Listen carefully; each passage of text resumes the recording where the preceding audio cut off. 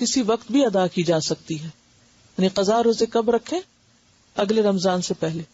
حضرت عائشہ رضی اللہ تعالی عنہا کہتی ہیں مجھ پر رمضان کے روزے باقی رہتے اور میں قضا روزے شعبان سے پہلے رکھنے کا موقع نہ پاتی. اور شعبان کب ہوتا ہے؟ رمضان سے پہلے. اکثر لوگ ایسے ہی کرتے ہیں، اچھا رکھتے ہیں اور پھر اگلا رمضان آ جاتا ہے. اس سے بخاری اور مسلم نے روایت کیا ہے.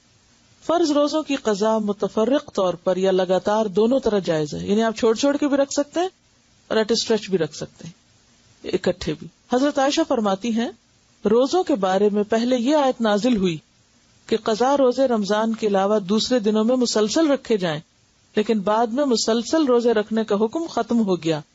اسے دارقطنی نے روایت کی. اور اگر یہ حکم باقی رہتا، منسوخ نہ ہوتا، مشکل ہو جاتی. اللہ تعالیٰ کتنی آسانی کرتا ہمارے لیے.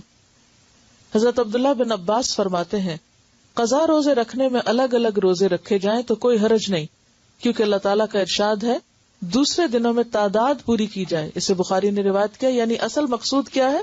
تعداد کا پورا کرنا. مرنے والے کے قضا روزے اس کے وارث کو رکھنے چاہیے.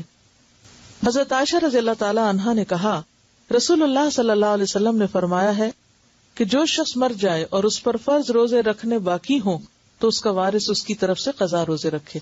اسے بخاری اور مسلم نے روایت کیا. لیکن اگر وارث میں بھی ہمت نہ ہو تو پھر فدیہ دے دیا جائے.